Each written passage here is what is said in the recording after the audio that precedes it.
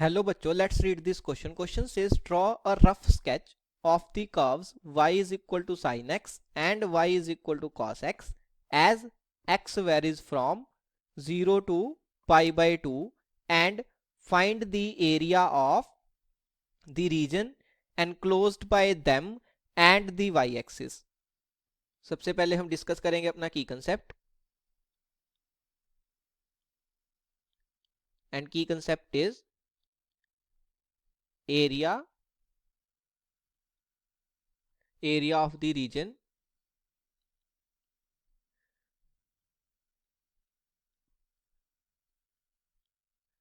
bounded by the curve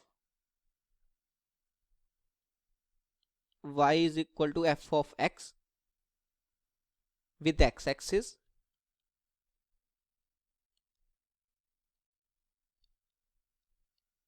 between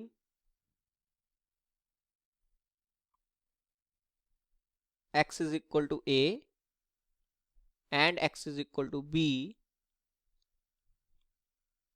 is given as.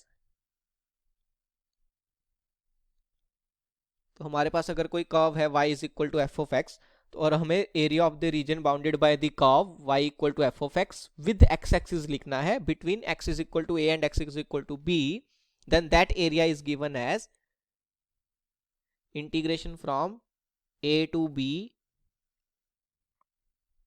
f of x dx. Okay, अब question में हमें क्या बोल रहा है? Draw a rough sketch of the curves y is equal to sin x and y is equal to cos x as x varies from 0 to pi by 2.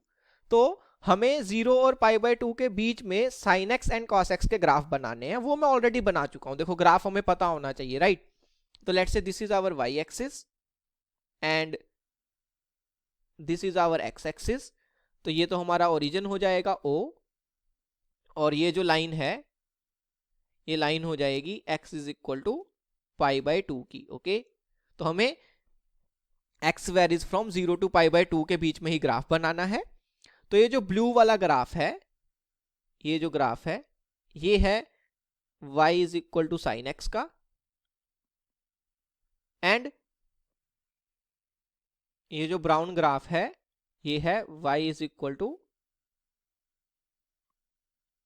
cos x का. Okay, अब y is equal to sine x and y is equal to cos x जो है, ये दोनों graph intersect करते हैं 0 और पाई by 2 के बीच में किसी पॉइंट P पे, और वो पॉइंट हमें पता होना चाहिए. उस पॉइंट पे x कोऑर्डिनेट कितना होता है? पाई बाय 4 होता है, राइट? x को अगर मैं पाई बाय 4 डालूंगा तो sine pi by 4 and cos pi by 4 की वैल्यू सेम हो जाएगी, और वो वैल्यू कितनी होती है? 1 बाय रूट 2. तो P पॉइंट के कोऑर्डिनेट्स में लिख सकता हूं x coordinate is pi by 4 and y coordinate is 1 by root 2. Okay, मैंने क्या किया?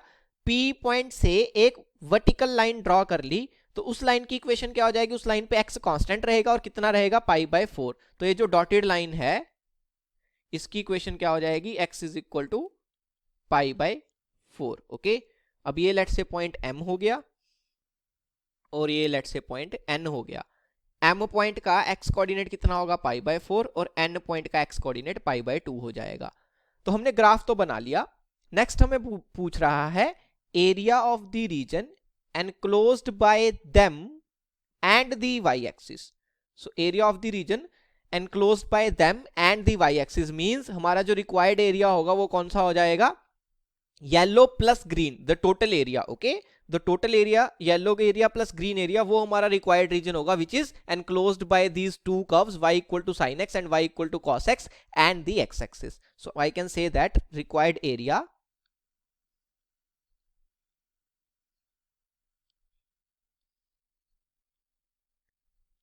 is equal to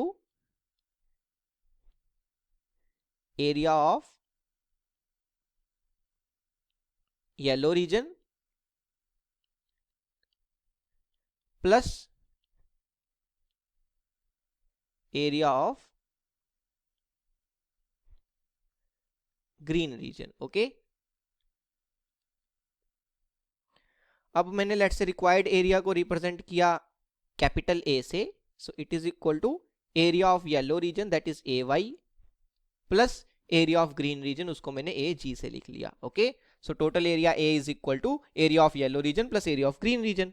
अब अगर मैं येलो रीजन के एरिया की बात करूं तो वो कौन सा एरिया हो जाएगा, वो हो जाएगा जो y equal to sine x का कर्व है, राइट। ये जो ब्लू वाला कर्व है वो x एक्सिस के साथ बाउंड कर रहा है when x varies from point O to point M, means x varies from 0 to pi by 4। तो उस एरिया को यूजिंग आवर की कंसेप्ट मैं ये लिख सकता हूं, सो ए वाई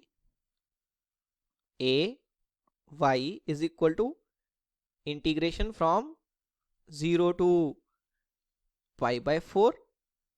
कर्व क्या हो जाएगा हमारा, y equal to F of X, right. Means हमारा कर्व क्या है, y equal to sine of x, तो एफ ऑफ एक्स की जगह पे क्या आ जाएगा, sine of X. So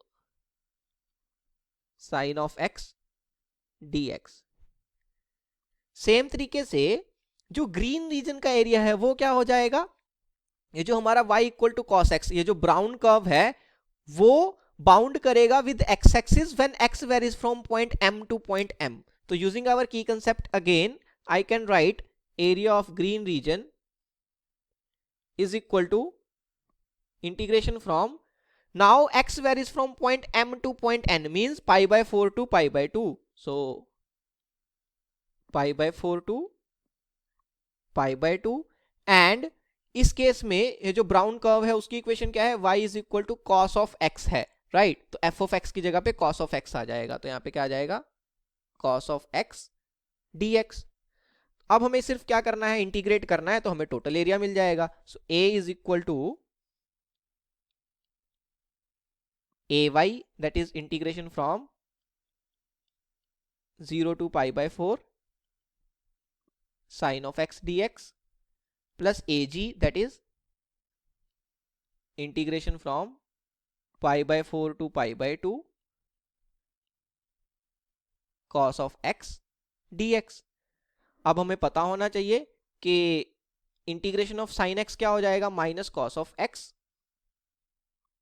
with limits from 0 to pi by 4 plus integration of cos x क्या हो जाएगा, वो साइन एक्स हो जाएगा, and limits are from pi by 4 to pi by 2। Okay, so a is equal to, अब हम limit substitute करेंगे, minus of upper limit substitute करी तो cos ऑफ पाई बाय 4 वो हो जाता है 1 by root 2, minus lower limit put करेंगे तो cos ऑफ 0 जो है वो 1 हो जाएगा, प्लस साइन ऑफ x में अपर लिमिट पुट करेंगे तो sine pi by 2, sine pi by 2 1 होता है, माइनस लोअर लिमिट पुट करेंगे तो साइन पाई बाय 4, और साइन पाई बाय 4 की वैल्यू 1 बाय रूट 2 हो जाएगी। So it is equal to, यहां से देखो कितना आएगा, minus 1 by root 2 plus 1 minus 1 by root 2। So 1 plus 1 जो है वो 2 हो जाएगा, a is equal to 2, and minus 1 by root 2 minus 1 by root 2 वो हो जाएगा minus 2 by root 2, which can be written as 2 minus root 2। तो हमारा जो रिक्वायर्ड एरिया था उसको हमने रिप्रेजेंट किया था a से, और a की वैल्यू कितनी आ गई, 2 minus root 2। So I can say that 2 minus root 2 is my final answer. Hope you understood it well, best of luck, thank you.